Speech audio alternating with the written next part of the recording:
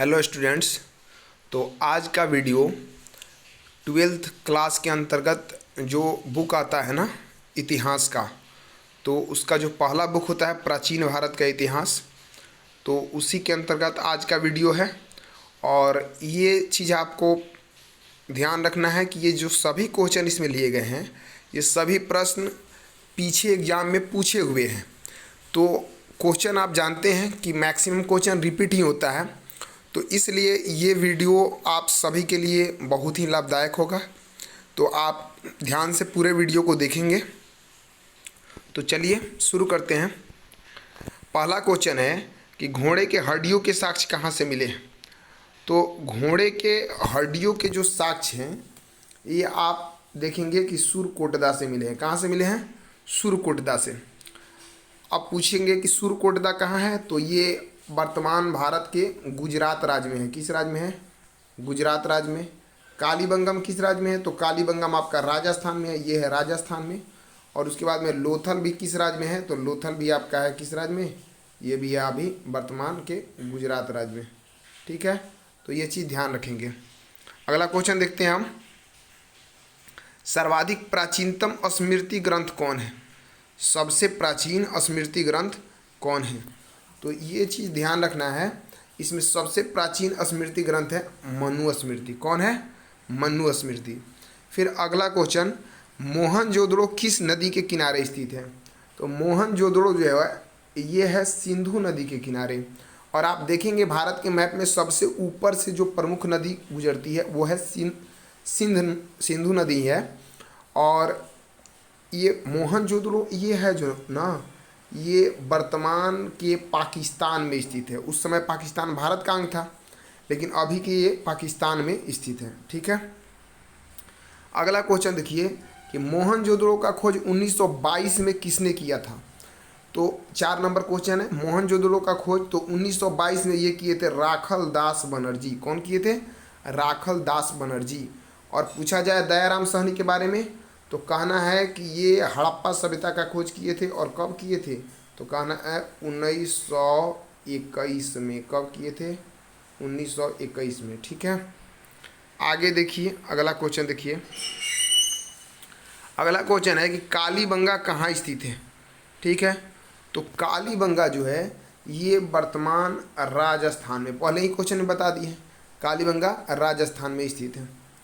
उसके बाद में सिंधु सभ्यता में गोदी कहाँ से मिला है? तो सिंधु सभ्यता में गोदी जो मिला था ये लोथल से मिला था। और लोथल वर्तमान भारत के किस राज्य में स्थित था?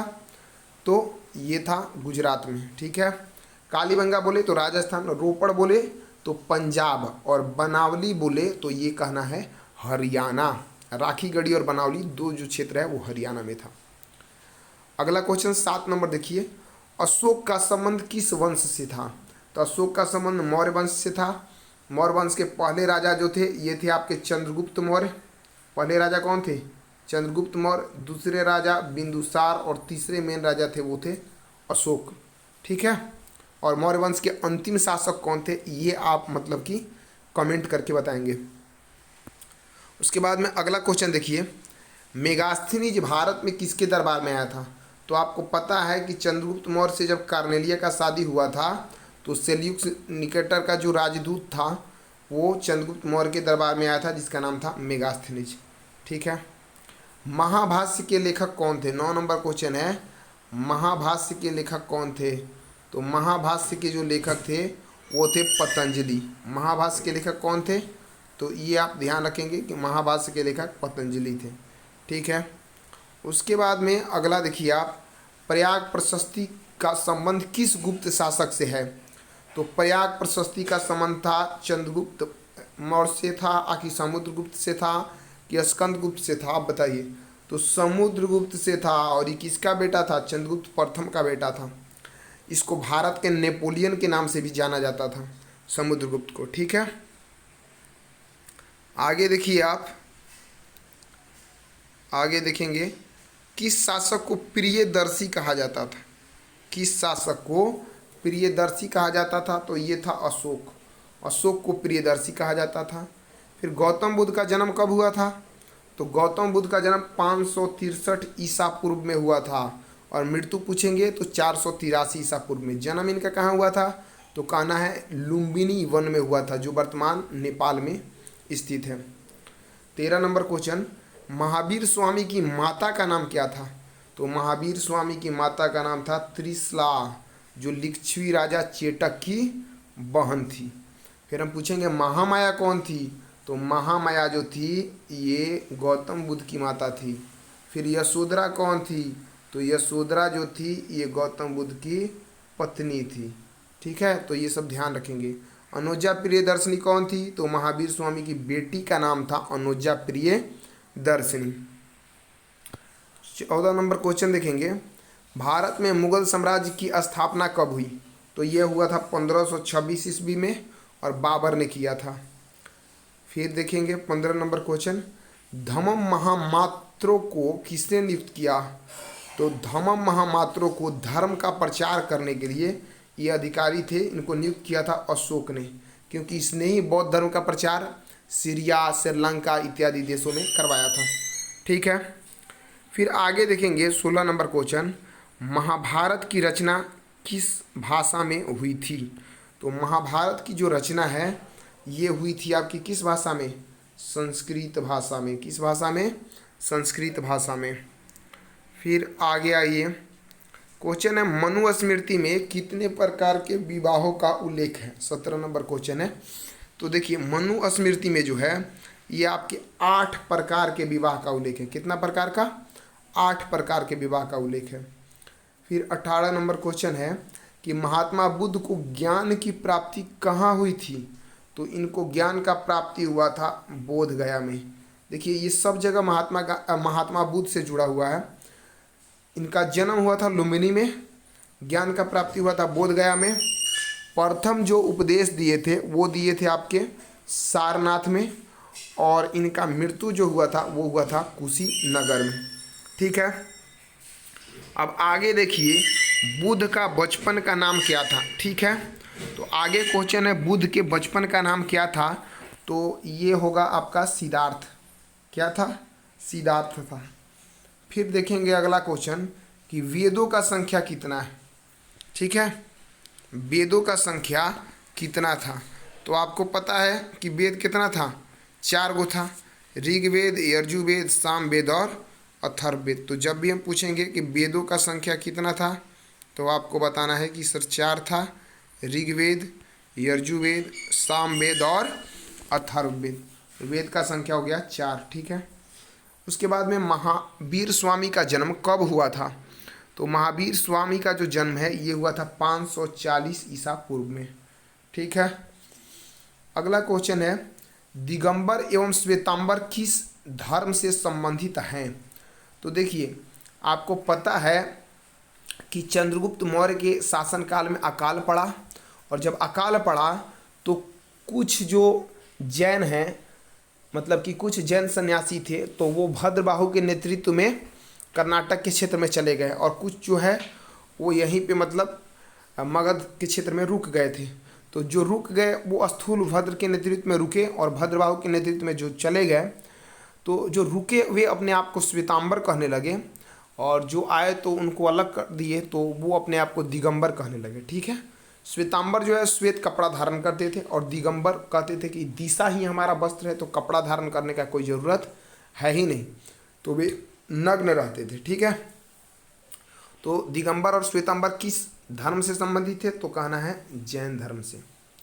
सांची मध्य प्रदेश के किस जिले में स्थित है, तो सांची जो है वो मध्य प्रदेश के रायसेन जिला में स्थित है। किस जिला में, रायसेन जिला में। फिर अगला क्वेश्चन देखेंगे, अंगुत्तर निकाय के अनुसार महाजनपदों की संख्या कितनी थी, तो ये थी आपकी 16। ठीक है, हम पूछेंगे बताइए बिहार में कितना था, तो कहना है कि बिहार में सर था 3। पूछेंगे यूपी में कितना था, तो यूपी में था 8। ठीक है, तो ये सब ध्यान रखेंगे। और ये अंगुत्तर निकाय किस धर्म से संबंधित है, तो ये है आपका बौद्ध धर्म से संबंधित। और एक और ग्रंथ था भगवती सूत्र जो जैन धर्म से संबंधित था, उसके अनुसार भी महाजनपद का संख्या कितना था, तो 16 था। ठीक है, अब अगला क्वेश्चन देखेंगे, प्राचीन भारत में धम्म की शुरुआत किस शासक ने की थी, तो प्राचीन भारत में धम्म की शुरुआत जो किया था ये किया था आपका अशोक। किसने किया था? अशोक ने किया था।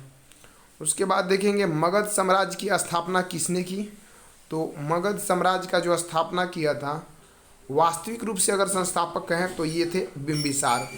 लेकिन ध्यान रखना है कि अगर पूछे कि पुराणों या महाभारत के अनुसार, क्वेश्चन पूछे ध्यान रखिएगा कि पुराणों या महाभारत के अनुसार मगध साम्राज्य का संस्थापक, ठीक है, चाहे मगध साम्राज्य का प्रथम वंश किस वंश को कहा जाता है, तो आपको ये ध्यान रखना है कि पुराणों या महाभारत के अनुसार मगध साम्राज्य का प्रथम जो वंश है वो बृहद्रथ वंश को कहा जाता है, ठीक है। लेकिन मगध साम्राज्य का स्थापना किसने किया? तो वास्तविक रूप से बिंबिसार को मानेंगे, ठीक है, बिंबिसार को मानेंगे। तो अब देखिएगा चंद्रगुप्त मौर्य का शासन कब था, मतलब शासन काल के बारे में पूछ रहा है। तो यहाँ पे ध्यान रखेंगे कि चंद्रगुप्त मौर्य का शासनकाल 323 से 298 ईसा पूर्व था। चंद्रगुप्त मौर्य का शासनकाल कब था? 323 से 298 ईसा पूर्व था। तो इसका ये ऑप्शन हो जाएगा। फिर देखिए विक्रमादित्य की उपाधि किस सम्राट ने ग्रहण की थी? तो विक्रमादित्य का जो उपाधि है वो चंद्रगुप्त जो है वे द्वितीय ने ग्रहण किया था। किसने किया था? चंद्रगुप्त द्वितीय। तो विक्रमादित्य की उपाधि किस सम्राट ने ग्रहण की थी? चंद्रगुप्त द्वितीय ने ग्रहण की थी। फिर पूछेंगे कि मौर्य सम्राट नहीं होगा यहाँ, मौर्य साम्राज्य का प्रथम शासक कौन था होगा? तो मौर्य साम्राज्य का प्रथम जो शासक था, नाम से ही आपको पकड़ा रहा है, चंद्रगुप्त मौर्य, ठीक है। अगला क्वेश्चन है कि महाभारत की रचना किस भाषा में हुई थी? तो ये हुई थी संस्कृत भाषा में।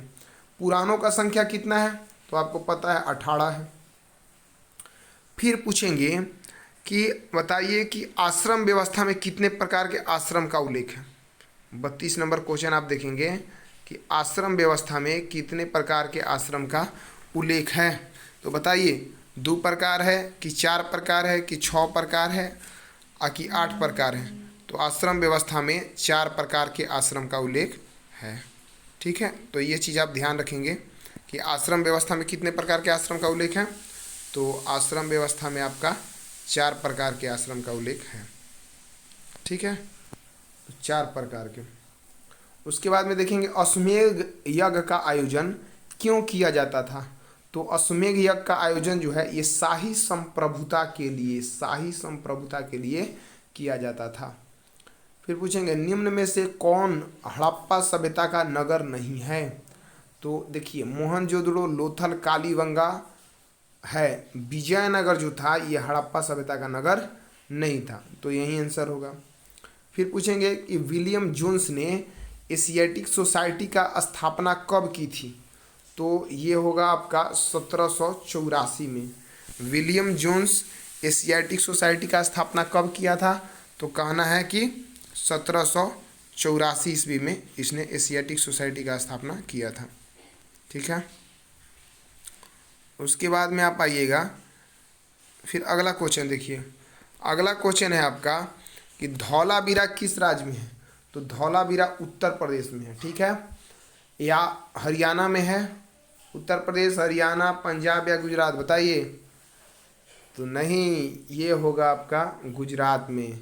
और ये चीज़ ध्यान रखना है धौलावीरा के बारे में कि धौलावीरा ही एकमात्र ऐसा स्थान था जो पश्चिम, पूर्व और मध्य तीनों क्षेत्र में, मतलब कि कह सकते हैं ना कि सिंधु घाटी सभ्यता जो मेनली पश्चिमी और पूर्वी भाग में बटा था, तो ये दोनों क्षेत्र और मध्य वाले क्षेत्र तीनों में पाया गया था। कौन? धौलावीरा, ठीक है। तो ये कहाँ था? तो ये था आपका गुजरात में। तो बाकी सब जो ऑप्शन है ये गलत हो जाएंगे, ये हम कंफ्यूज करने के लिए आपको बताए थे। अब देखिए मोहनजोदड़ो किस भाषा का शब्द है? तो मोहनजोदड़ो जो है ये सिंधी भाषा का शब्द है। किस भाषा का शब्द है? सिंधी भाषा का। फिर पूछेंगे हड़प्पा सभ्यता के विशाल स्नानागार किस नगर में पाया गया है? तो आपको कहना है कि विशाल स्नानागार तो मोहनजोदड़ो। देखिए याद रखना है कि एक कांसा की मतलब नर्तकी थी, तो आपको याद रखना है कि एक महिला थी जो नर्तकी थी, तो वो नर्तकी क्या करती थी कि रोज़ स्नान करती थी। स्नान करने के बाद में क्या करती थी? स्नान करने के बाद में वो अन्न मतलब कि मूर्ति देवी का पूजा करती थी। तो मूर्ति के साक्ष्य भी मिले हैं कुछ, कहाँ से, मातृ देवी का मतलब साक्ष्य कहाँ से मिला है, तो ये आपका मिला है मोहनजोदड़ो से, ठीक है।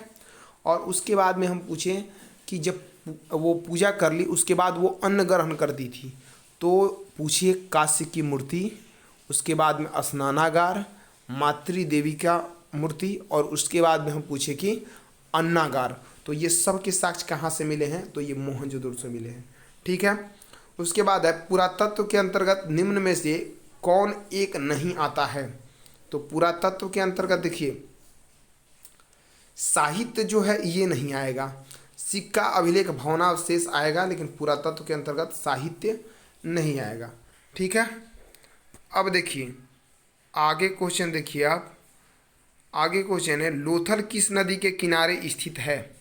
तो आपको पता होना चाहिए कि लोथल जो है हड़प्पा सभ्यता का बहुत ही फेमस बंदरगाह था, और लोथल जो है ये किस नदी के किनारे स्थित है, तो भोगवा नदी। किस नदी के किनारे स्थित है, भोगवा नदी। फिर पूछेंगे त्रिपिटक किस धर्म का साहित्य है। तो त्रिपिटक जो था ये बौद्ध धर्म का साहित्य था। बौद्ध धर्म को 3 भाग में बांटा गया था, सुत्त पिटक, विनय पिटक और अभिधम्म पिटक, ठीक है। तो त्रिपिटक किस धर्म का साहित्य था, तो ये था आपका बौद्ध धर्म का।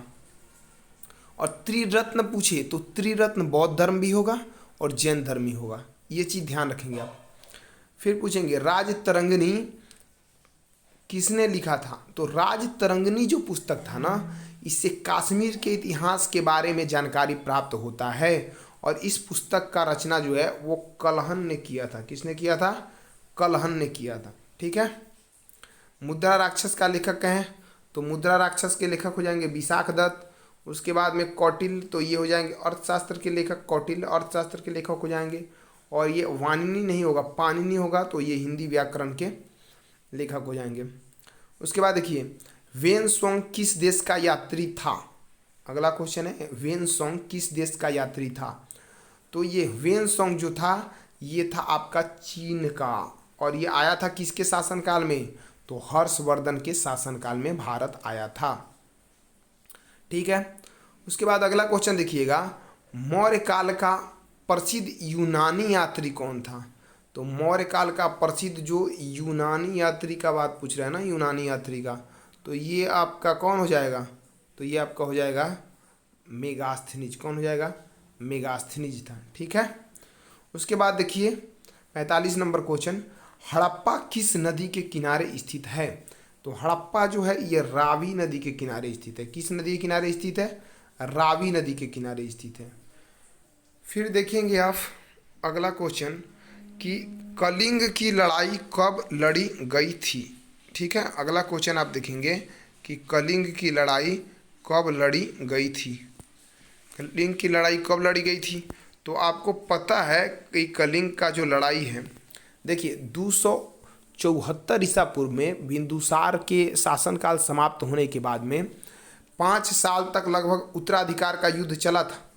और उसके अंतर्गत आप देखेंगे फिर कि क्या हुआ, 269 ईसा पूर्व में अशोक जो है वो शासक बना, और 261 ईसा पूर्व में यानी कि अपने मतलब कि शासनकाल के 8 वर्ष बाद में 261 ईसा पूर्व में इसने कलिंग पर आक्रमण किया था। कब किया था, 261 ईसा पूर्व में। पूछा जाएगा कि शासनकाल के कितने वर्ष बाद, याद रखना है 8 वर्ष बाद, ठीक है। अगला क्वेश्चन देखिए 47 नंबर पाटलिपुत्र के संस्थापक कौन थे। तो पाटलिपुत्र के जो संस्थापक थे ये थे उदाइन। कौन थे, उदाइन थे, ठीक है। फिर आइए 48 नंबर क्वेश्चन मुद्रा राक्षस किसकी रचना थी। तो मुद्रा राक्षस जो रचना थी वो किसकी थी, तो आपको ध्यान रखना है कि ये थी विशाख दत्त की। किसकी थी, विशाख दत्त की।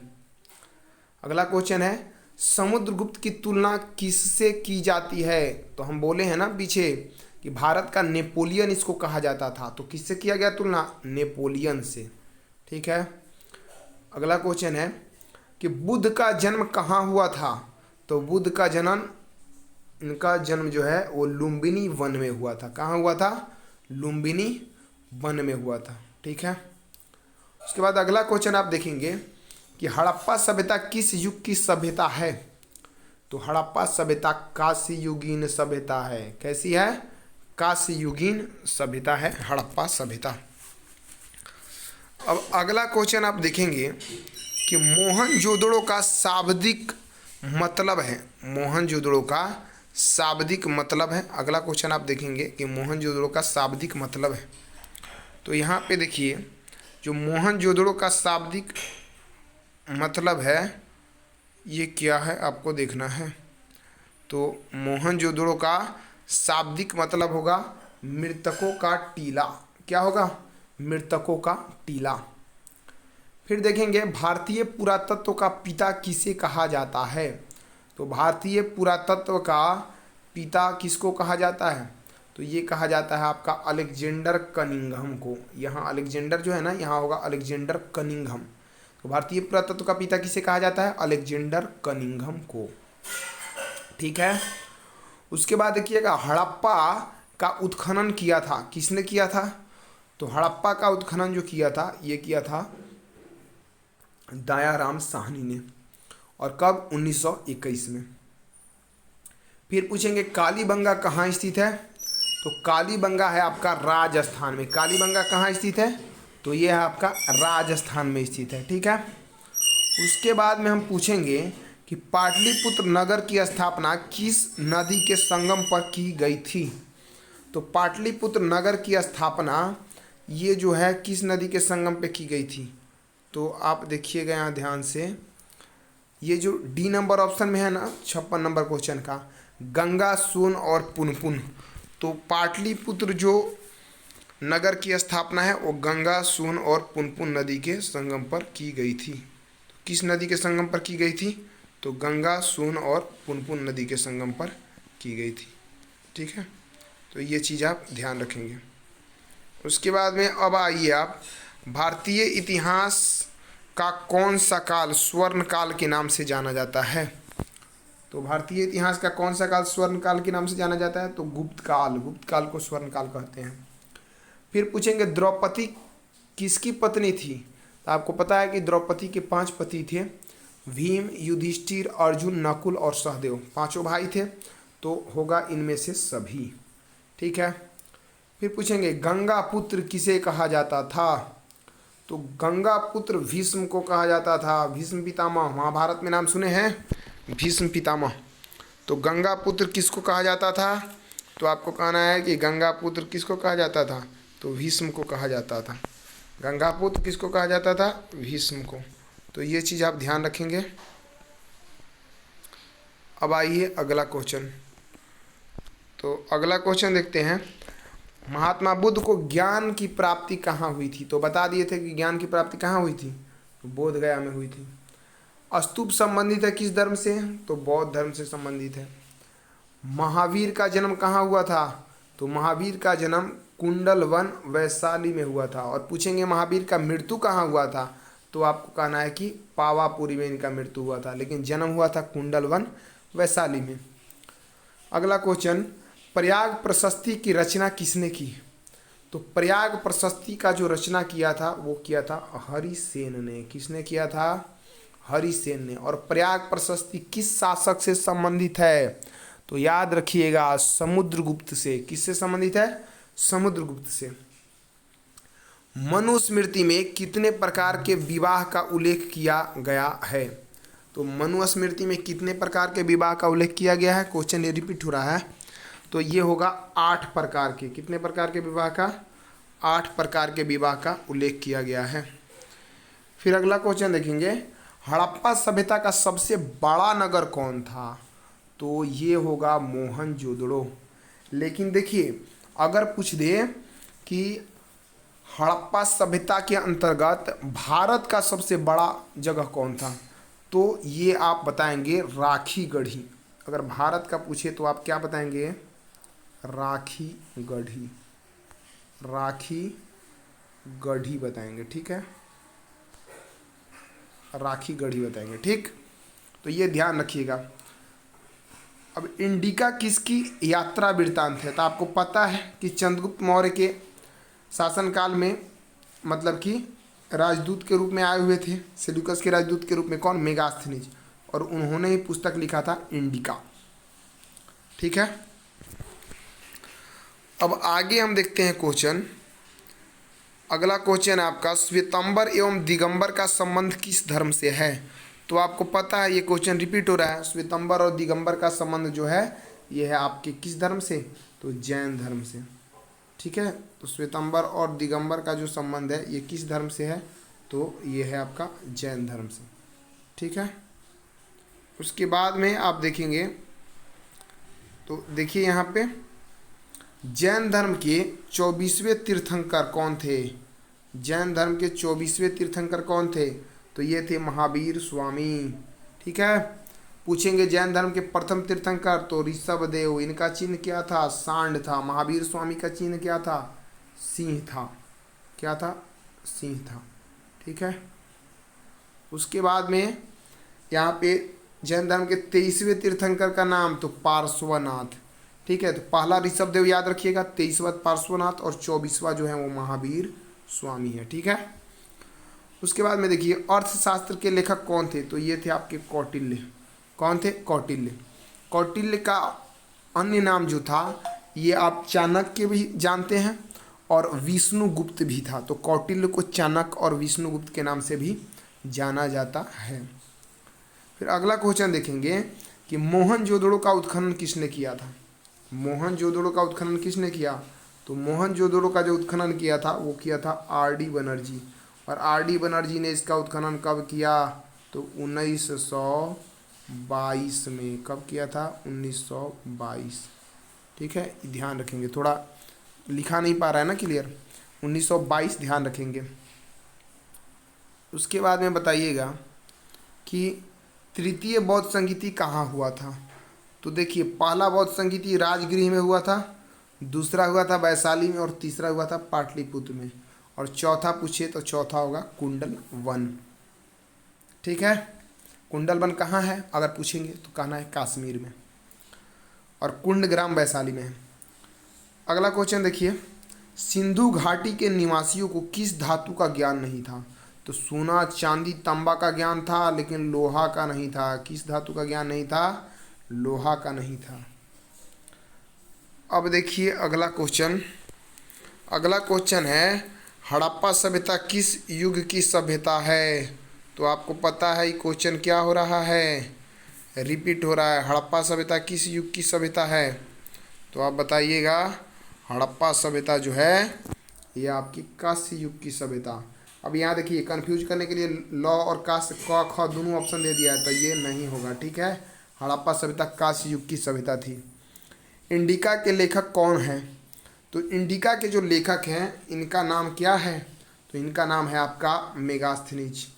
उसके बाद में गुप्त काल में कौन चीनी यात्री भारत आया था? तो गुप्त काल में आया था वो था फाहियान।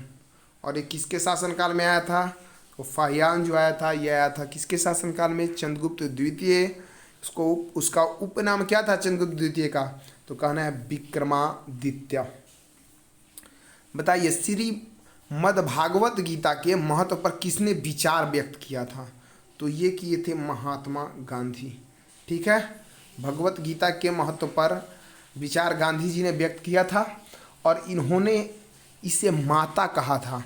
ठीक है, भगवत गीता को माता कह के संबोधित किया था और ये प्रतिदिन गीता का अध्ययन करते थे।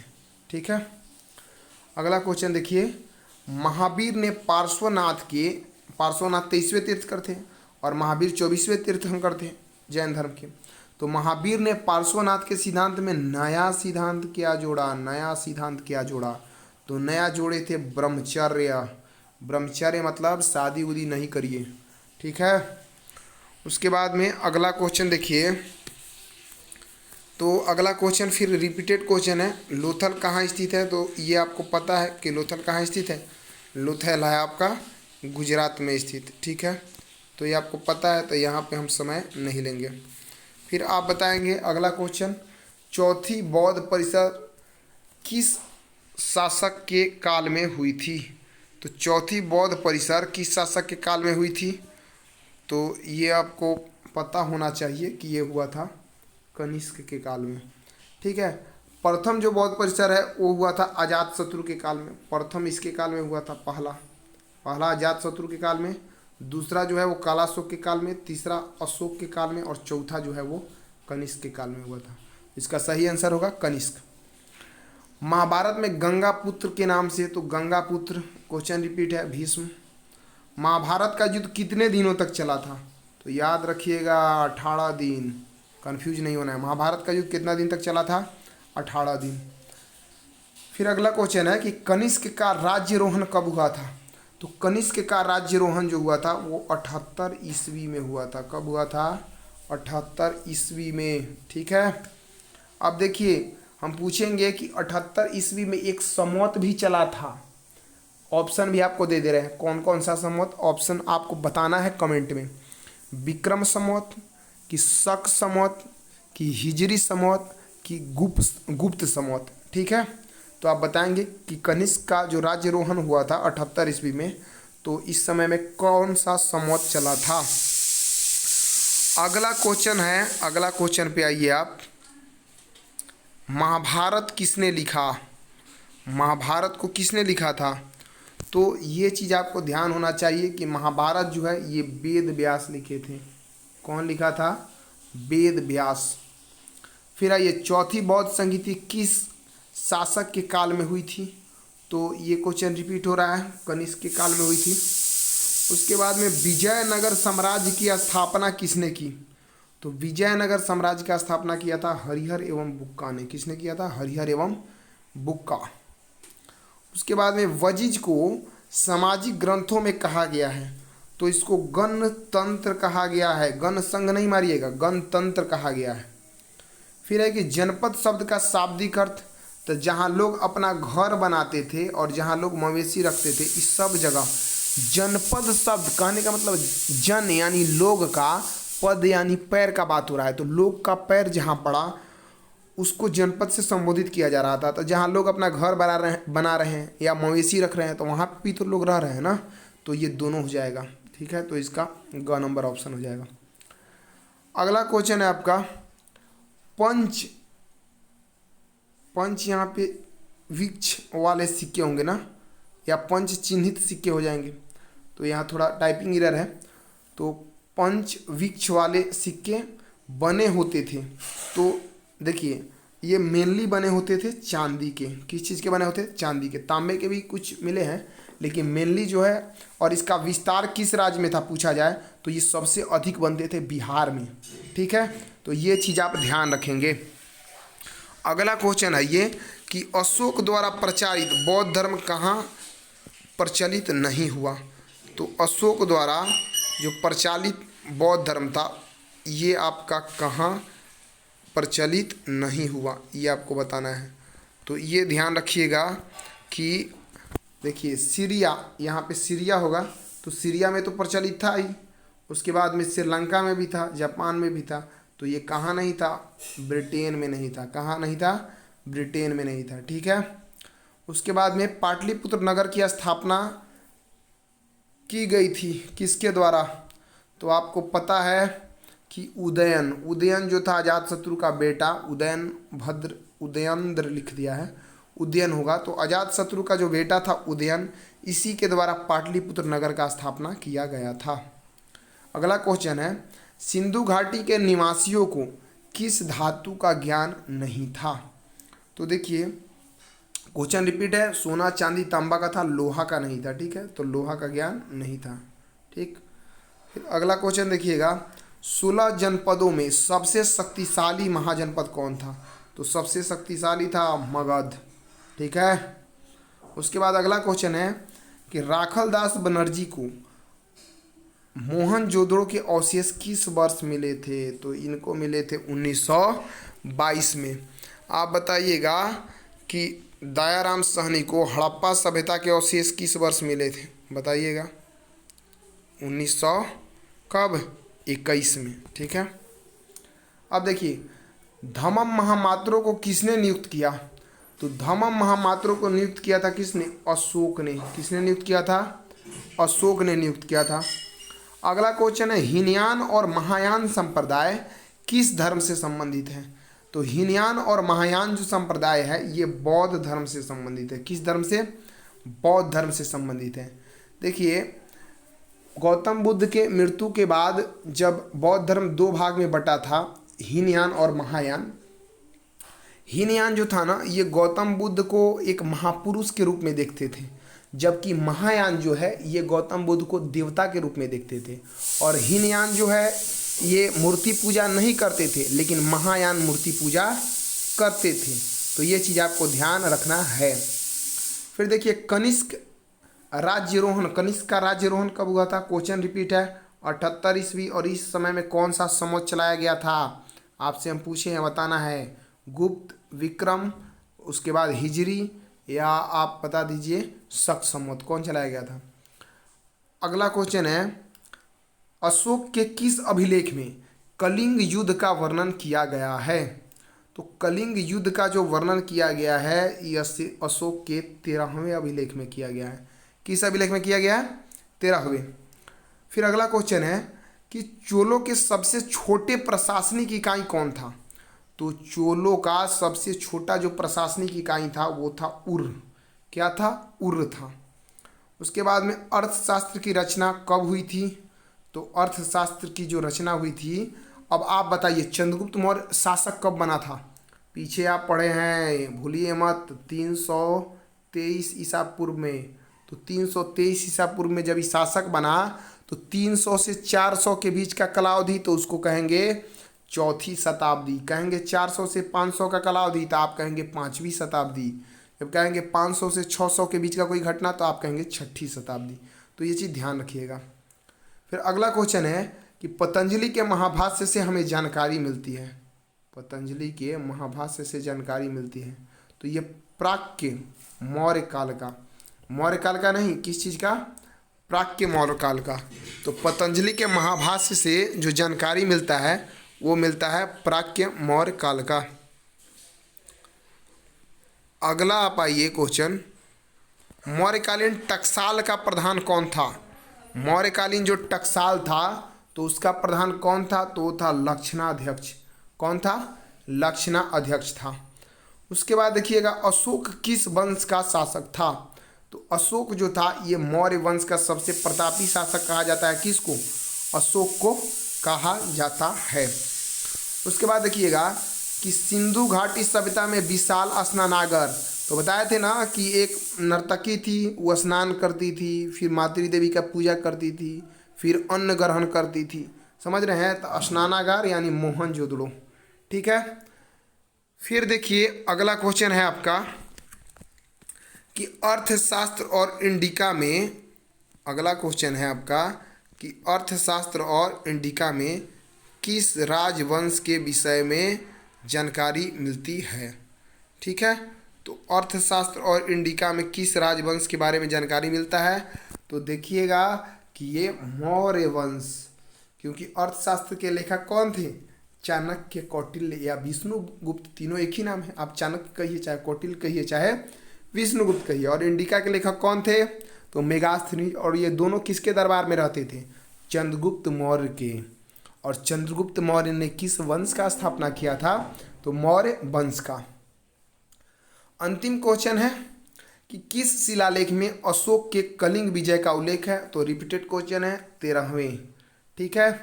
तो इसके साथ ही एनसीईआरटी प्राचीन भारत में के अंतर्गत 12th क्लास का जो भी क्वेश्चन प्रीवियस ईयर में पूछा था उसको हम डिस्कस कर चुके हैं।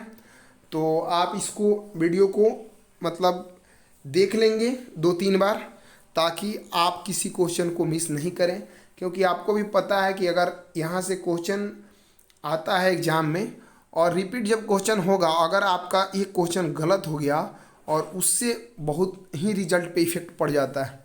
तो आशा करते हैं कि आपको समझ में आया होगा, वीडियो समझ में आया होगा। तो बाकी जो भी पढ़ने वाले बच्चे होंगे तो उनके पास वीडियो को शेयर वगैरह कर दीजिएगा।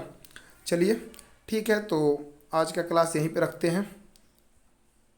धन्यवाद।